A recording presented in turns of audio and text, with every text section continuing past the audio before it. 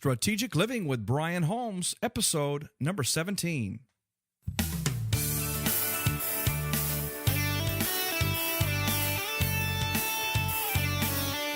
Welcome to the program, everyone. You have found the Strategic Living podcast, and I'm so glad that you have.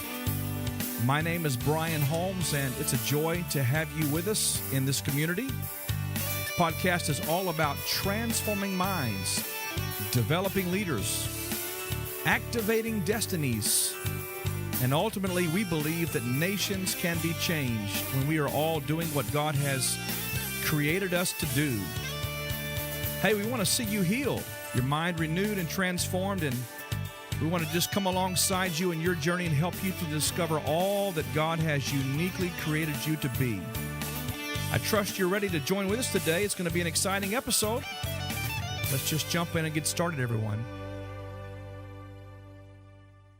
Well, it's great to have you with us on this program, and I tell you, I'm very excited today just because I have been engaged in my own personal development program this week. I've been at a conference. I'll tell you more about that later in the episode, but it's just been a very wonderful time of just being poured into and learning and growing and being with great people who are on this path of discovering who they are and becoming all that God's called them to be, and sharpening our swords and our axes and our tools of the trade, and just been a great week. So if you hear a little extra pep in my step this week, it's because we're really pumped up and excited.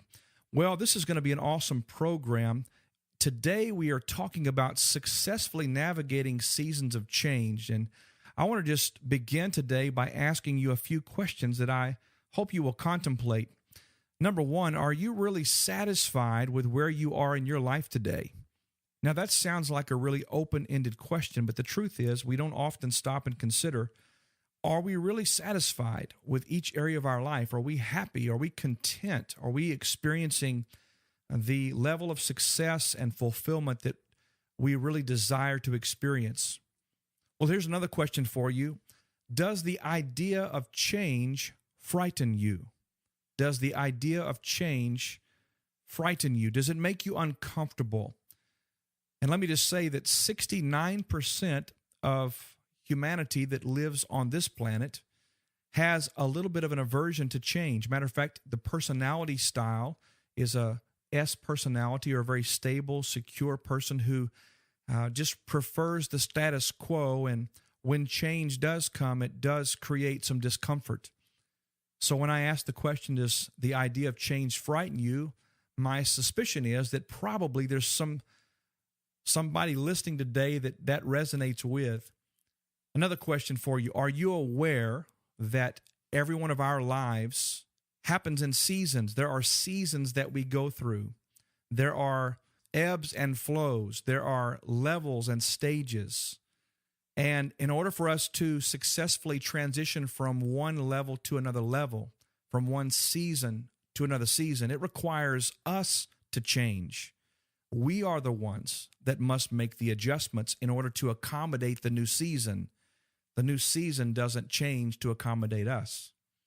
Well, today I'm going to share with you, ultimately in this discussion, 12 questions that will help you to navigate seasons of change. And I trust that you will open your heart and open your mind, because it is my very strong belief that we are in a season right now where things are changing, things are shifting.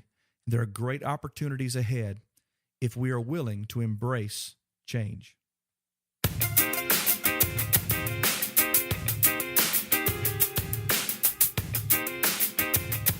Well, I'd like to start today, as we often do, with a scriptural principle that I believe will give us a great foundation to work from. I want to read to you a very familiar passage of Scripture that I'm sure everyone has heard at some point in their life. It comes from the book of Ecclesiastes, chapter number 3. Ecclesiastes, chapter number 3. And I think this will resonate with you today, but we're going to come at this from a little different angle. We'll read from verse number 1. It says, "There is an appointed time for everything, There is a time for every event under heaven. And then this is the part that we all have heard, I'm sure, many times. A time to give birth, a time to die. A time to plant, and a time to uproot what is planted. A time to kill, and a time to heal. A time to tear down, and a time to build up. A time to weep, and a time to laugh. A time to mourn, and a time to dance. A time to throw stones, and a time to gather stones. There is a time to embrace, and there's a time to shun embracing. There's a time to search, and a time to give up as lost. There's a time to keep and a time to throw away. There's a time to tear apart. And there's a time to sew together. There's a time to be silent, and there's a time to speak. There's a time to love, and there is a time to hate. And then lastly, the bottom of verse 8 here says, a time for war and a time for peace. Very profound words from the writer Solomon, same author that scribed the book of Proverbs, which is widely received as the book of wisdom. And so Solomon, in his wisdom, understood that there is a specific time and season for certain things. Matter of fact, there's a season and a time for everything. And the contrast that were brought out here in this particular passage are very profound to me. Let me start by saying that there are few things more constant than change. I want you to think about that. There are few things more constant than change. That's almost like an oxymoron, right? Everything in creation, everything from the planetary systems, the galaxies, the sun, the moon, the stars, the waters, everything in the earth, plant life, mineral life, everything, human life, is in a constant state of change. In fact, change is inevitable. It is absolutely true that change is going to come in your life. Growth requires change. And that applies in the natural, the spiritual, the emotional. As a matter of fact, when a new baby is born, you are just enamored. We are enamored with this, the beauty of a new life. But, you've got dirty diapers to deal with. You have a child that needs to be fed by a breast or by a bottle. And as that child develops, the expectation is that growth is going to occur. And as the child grows, it grows naturally in its physical stature. It grows as it relates to what it needs to sustain itself and what types of help it will need to develop. Growth requires change. In our spiritual lives, it's no different. In order to grow beyond just a state of being saved, hey, I've accepted Christ, I'm saved, but to become all that God's really intended you to be, it requires growth. And growth requires change. Anything living is in a constant state of change.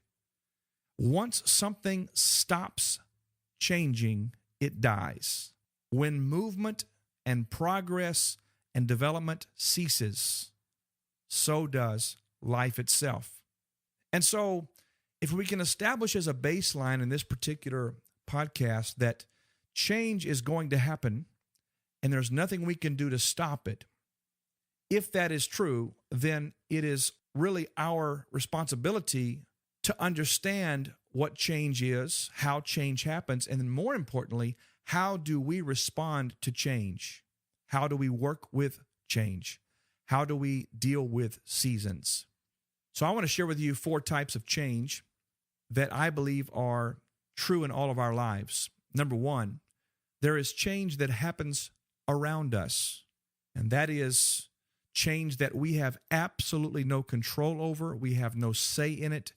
It's just going to happen.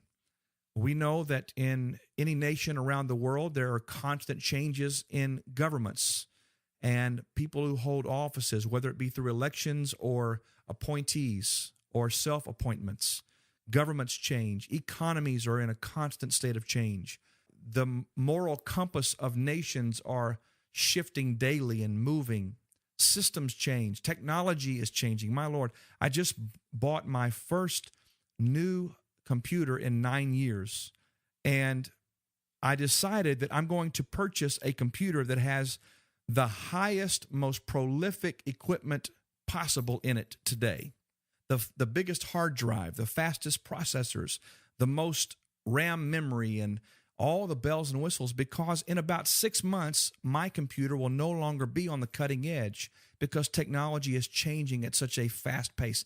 Change is happening around us all the time. So the first type of change is change that happens around us. The second type of change is change that happens to us. And you know what? Change is happening to us every day. As a matter of fact, one of the things that I've become very aware of in the last number of years is that I'm getting older. I don't like to admit that because I'm looking forward to the next decade, for example. But the truth is, my body is changing. My hair is turning gray. I've lost quite a bit of hair, as a matter of fact.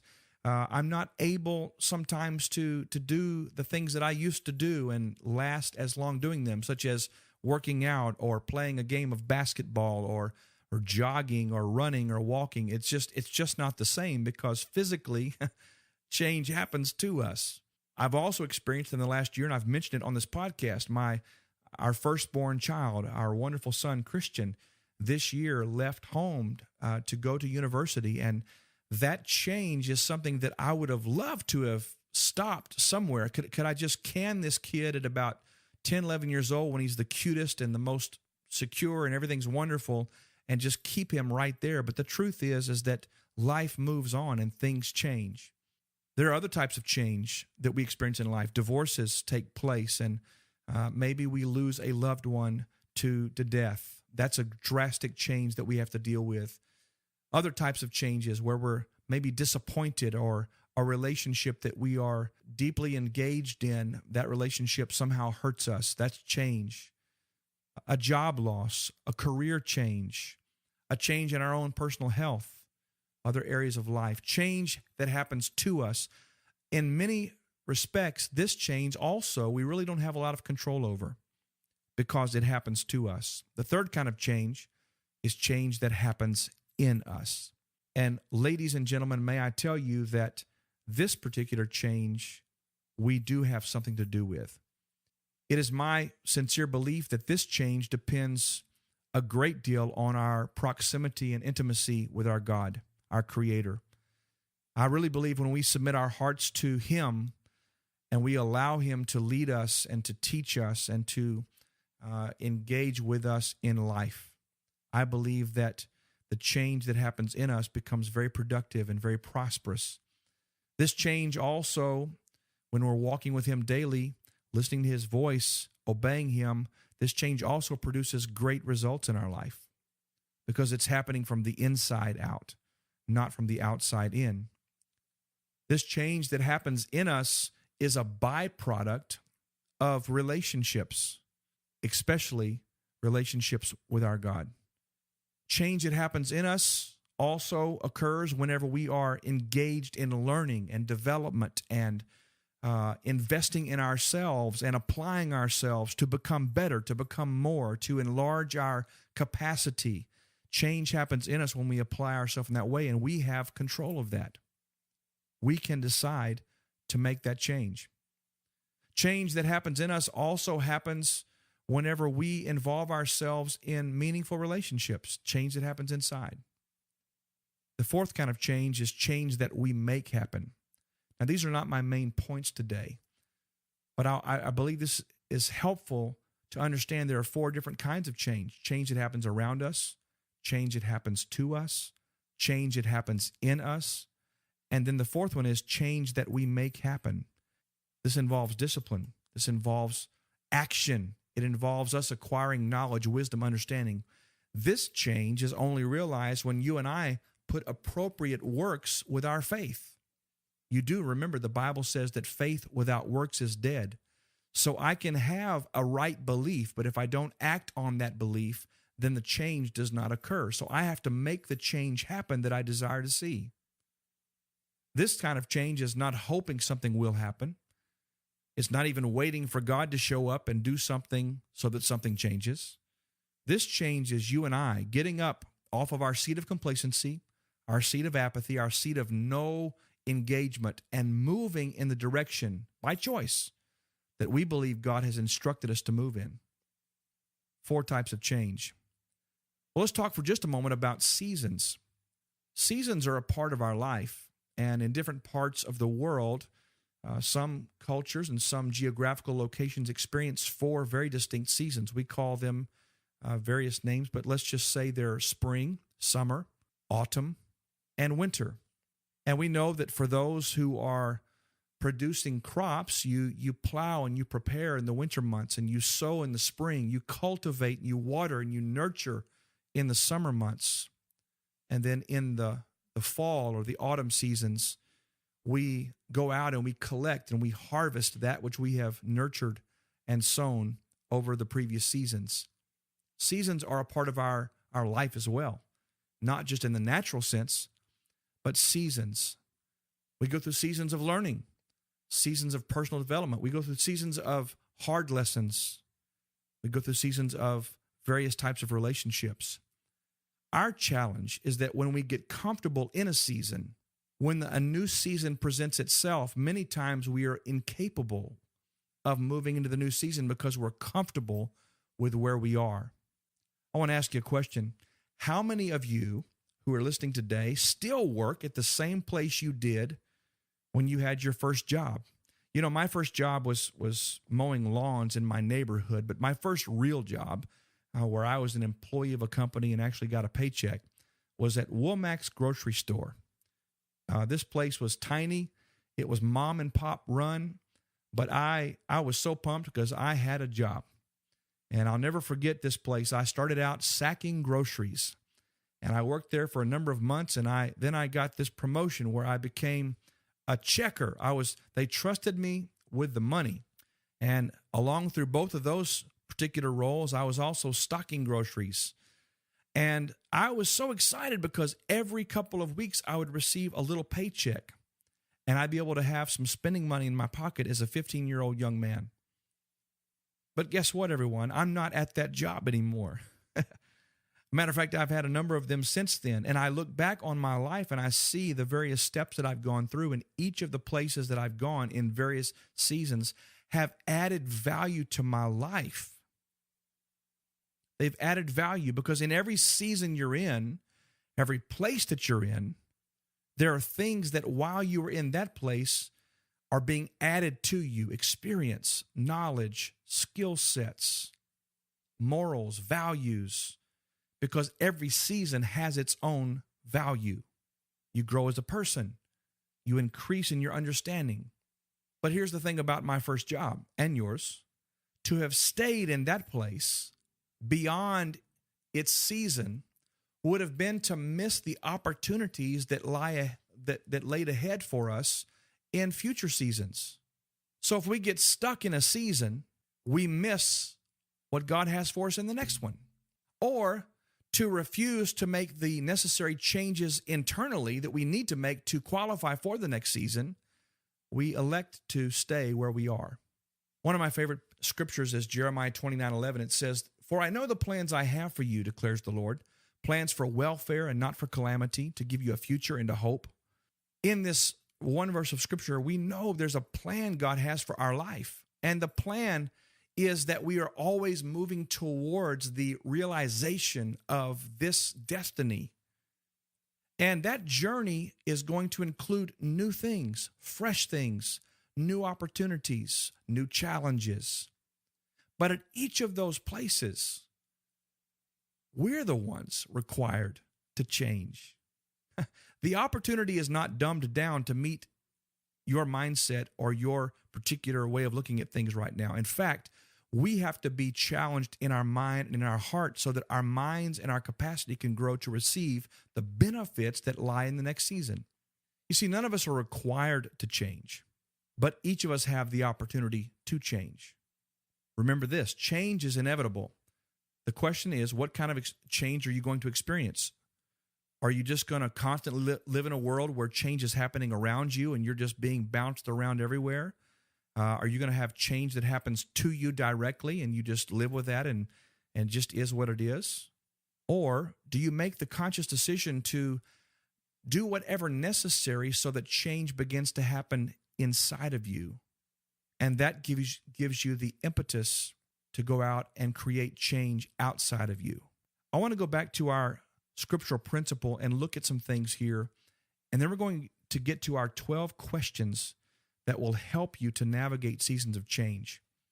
In this passage, we see some interesting contrast given in each line. A time to give birth, a time to die, to plant, to uproot, to kill, to heal, to tear down, and to build up. A time to weep, a time to laugh, to mourn, to dance, to throw stones, to gather stones, to embrace, to let go, to search, to give up as lost, to keep, and to throw away, to tear apart, to mend, or to sew together. There's a time to be silent, a time to speak. There's a time to love. There's a time to hate, a time for war, a time for peace. These contrasts are so profound to me. And interestingly enough, some of these begin with what we would perceive to be the negative, and then behind that comes the positive. And then conversely, some begin with the positive, and then the other comes behind it. For example, verse 2 says there's a time to give birth and a time to die. I believe that there's a principle there. I believe that before you have to allow a previous season to completely die, that God will birth the new thing in you, in your heart. There's a time to plant, a time to uproot, etc. And so you see how this goes. So I want to share with you here for just a few minutes 12 questions that I believe if you will take the time to really consider these, they will help you in navigating these times that we're in right now, where things are changing, where we are changing. And I wanted to share this with you one by one here. Question number one. What is God birthing in you? What ideas have you been pondering? What dreams have you been visiting again and again and again?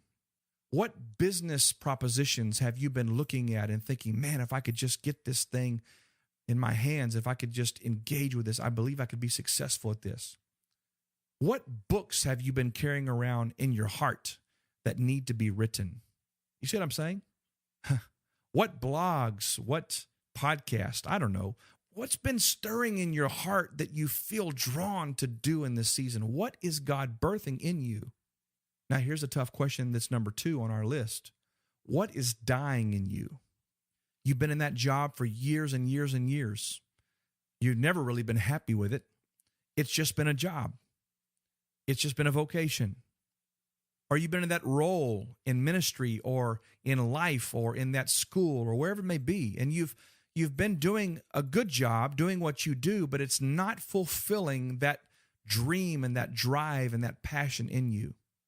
You see, God is birthing new things in you, and your heart gets excited about those. But unless you're willing to change the status or the position from which you are stewarding that new birth, then you will be stuck in the dead place. So what is God birthing in you? And then you have to ask, what is dying? What has to die in my life so that I can fully embrace and engage the thing that God is birthing in me? Question number 3.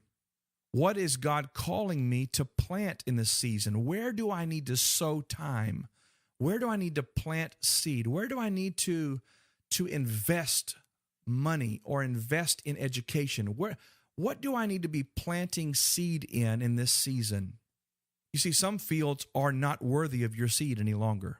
Some places where you are pouring out your life are no longer receiving the life that is in your seed.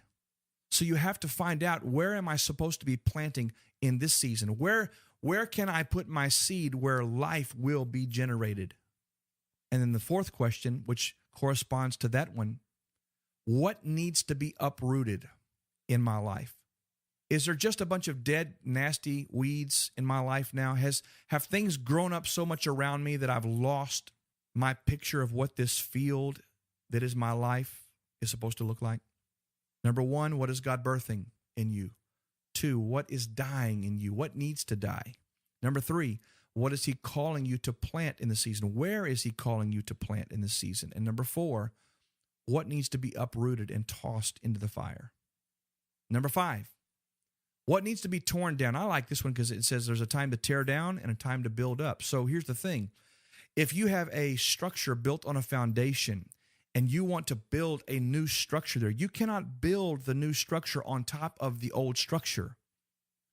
One, the foundation was not engineered to hold that edifice that is a new thing trying to be built on top of an old thing. No, you have to tear down and dismantle the old system and start from the ground level and build this new thing using a new blueprint, using a fresh set of eyes. And so what needs to be torn down in your life so that something new can be built? What needs to be moved out of the way? Where do you need to bring a big bulldozer in and do an extreme home makeover demo? Because you see, if you're going to build a beautiful, new, prosperous life that is successful and happy and filled with joy and fulfillment and gratification about you functioning in your purpose and you making a difference, if you want to build that, you're going to have to move some things out of the way first. Number 6, what do you need to weep over and mourn over so that you can laugh and dance? You see, we all want to get to that place where we're laughing and dancing and partying, having a great time, and we're excited about our life, but sometimes we haven't allowed something to die, number 2, so that we can adequately weep and mourn over it so that we can laugh and dance. You see, you really can't laugh and dance from a pure heart until you've wept and mourned over the old season. And may I say to you, mourning and weeping is a very natural thing. It must be done. You have to go through the neighborhood of weeping and mourning before you can experience true joy. So what do you need to weep and mourn over so that you can laugh and dance? Number 7, what are you embracing and holding on to presently that God is really encouraging you to let go of? You know, if you had something close to you there where you can just grab a hold of it with one hand, maybe a bottle of water or a stapler or a speaker or whatever you can put your hands on and grab that.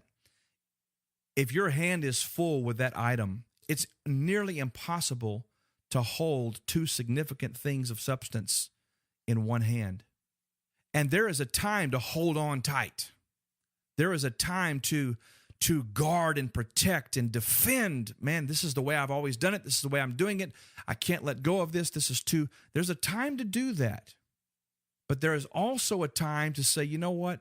I can't get my hands and my heart around this new season and this new thing that God wants to bring me into while I'm still holding on to this old deal. So what are you presently embracing and holding on to that you need to let go of? That's number 7. Number 8, are you still frantically searching for something that you should have given up on years ago? Brian, what do you mean by that? Well, you know, sometimes in a particular season in our life, we can just get fixated on looking for something, trying to create something, make something happen, and we get stuck fighting and looking and searching, and we're so consumed with looking for something.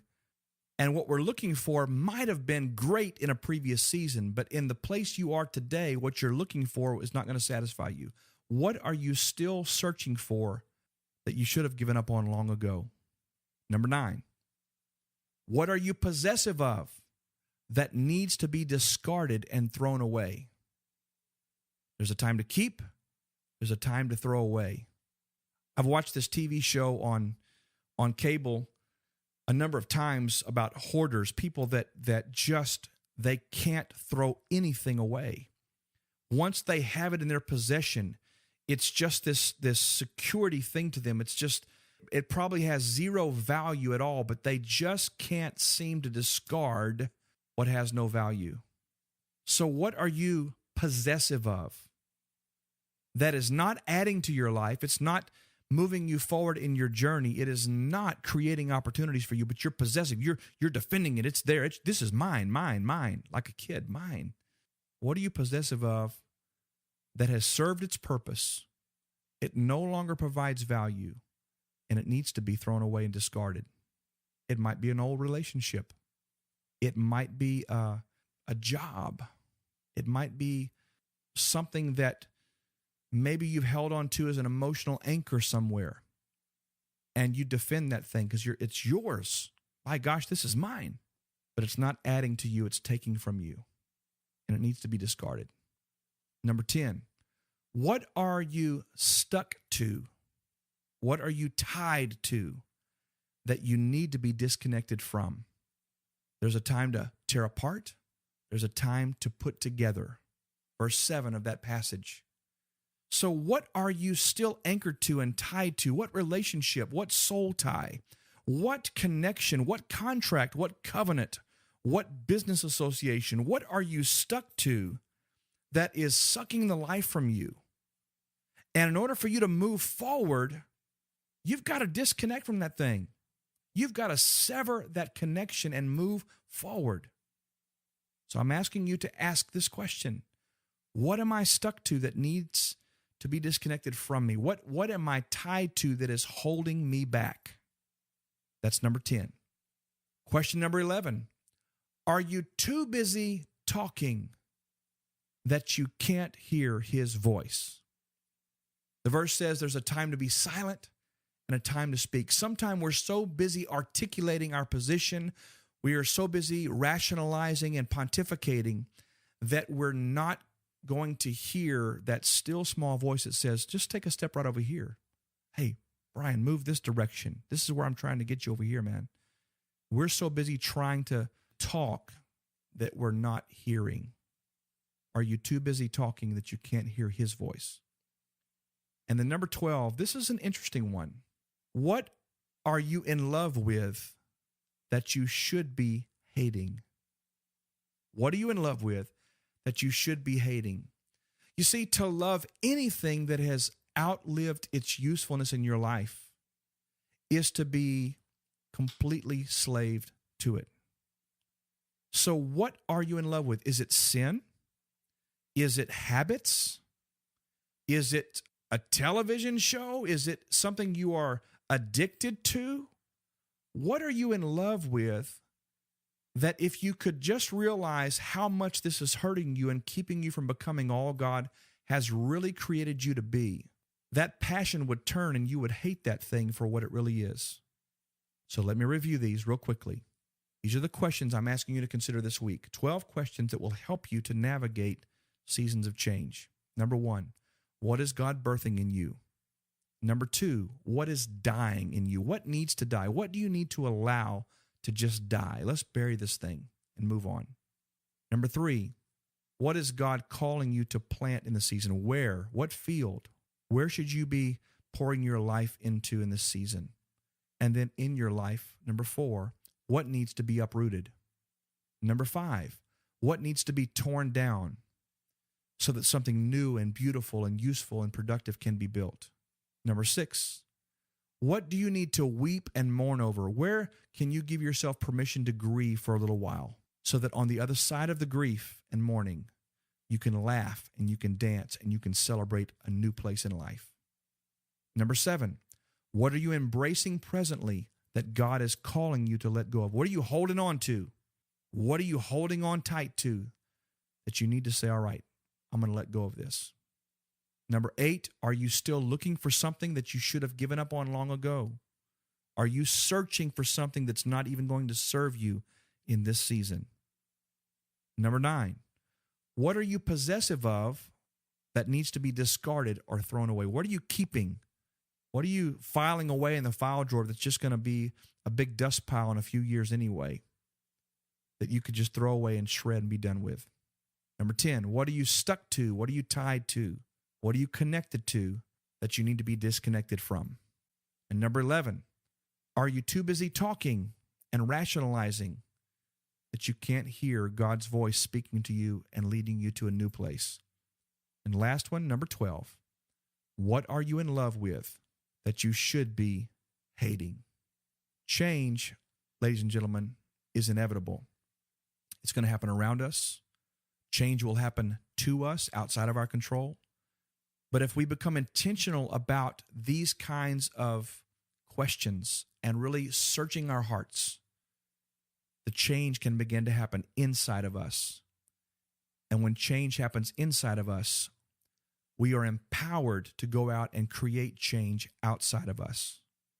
If you'd like to comment on this episode, I want to encourage you to go to brianholmes.com and go to the show notes for this episode, brianholmes.com/017. Scroll down to the comments section. I would so love to hear from you and engage you in conversation about this or any topic that you would like to talk about. Well, next week, ladies and gentlemen, I'm going to be talking about becoming a leader that challenges the status quo. I would love so much for you to leave us a question. We have a voicemail function on the front page of our website. If you'd like to leave us a question for that episode, please do so at brianholmes.com. We would love to hear from you. Well, that sound means it's time for a few announcements here before we begin to wrap up the session. I'm so glad you were with us today, and I hope that this discussion about change has been beneficial to you. Well, I just got back 24 hours ago, as a matter of fact, at the time of this recording, from the platform conference you heard me talking about for quite a while. And man, what an amazing time that was. I have to tell you that Michael Hyatt and Ken Davis and their team, their amazing team of staff members and leaders, did a remarkable job, as they always do. I've been to so many conferences in my lifetime, and I will tell you that this group of people function at such a high level of excellence. They are so committed to serving those that attend their conferences. So I want to just give a shout out to Michael, to his team, to everybody involved in the platform conference to say, amazing job. To all the speakers that were there, and I'm sure I'll forget some of the names, but to Jeff Goins, to Amy Porterfield, to Lisa Turkhurst, to Stu McLaren, and of course Michael and Ken Davis, to Cliff Ravenscraft, Ray Edwards, everybody, the whole team, just an amazing job. And I want to say especially to Cliff Ravenscraft, who has become such a great friend and has helped me in producing this podcast and getting our voice and our message out to the world. I was able to spend some very quality time with my great friend Cliff and with his wife Stephanie, who I met for the first time, and just say, guys, I love you. I appreciate so much all that you're doing for this community, and thank you.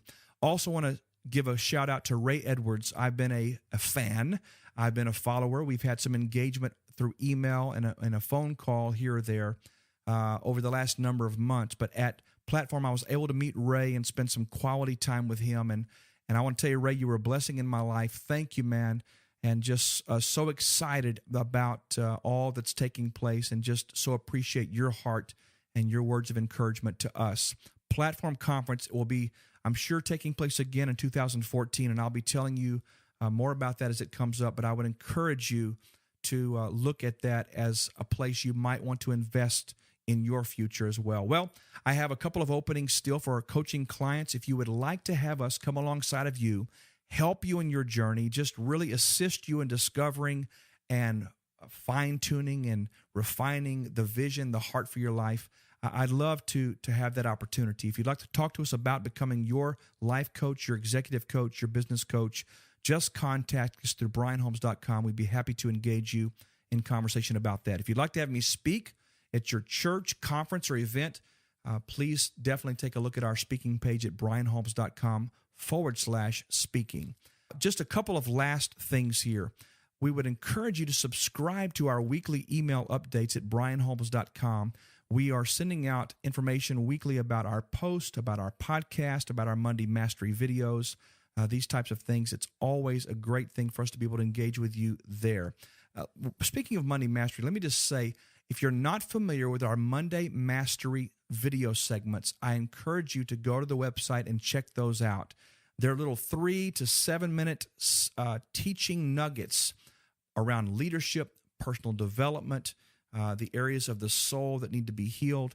It's just something that we're doing that I believe is very worthy of your time and your energy, and we're getting a lot of great feedback on that. So make sure to check out the Monday Mastery videos. I have a favor to ask of you.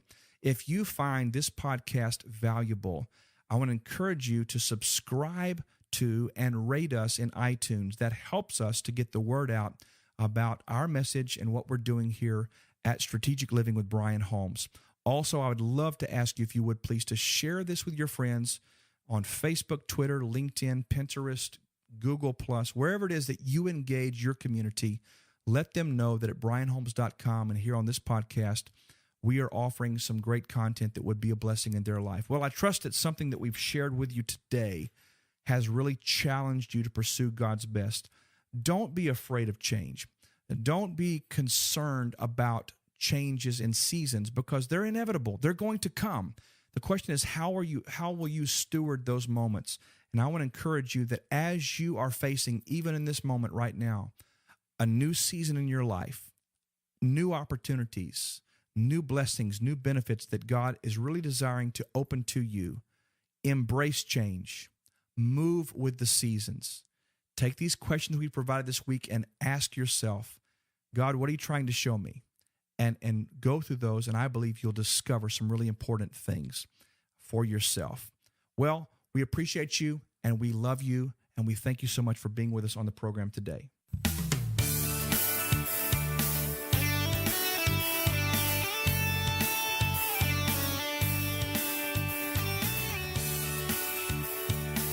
Well, until next time, remember this: you are made in His image. You are designed for a purpose. You are destined for greatness. And oh, by the way, you don't have to be stuck where you are. You can be the change you desire to see. Matter of fact, I believe that you will. I believe you'll take this challenge, and I believe you will embrace change, move with the seasons, and step into whatever it is that God has for you in this next chapter of your life. Well, thank you again for being with us. The world is waiting for you to show up, and we believe in you here at the Strategic Living Podcast. Until next time, may God richly bless you. We will see you back here next week.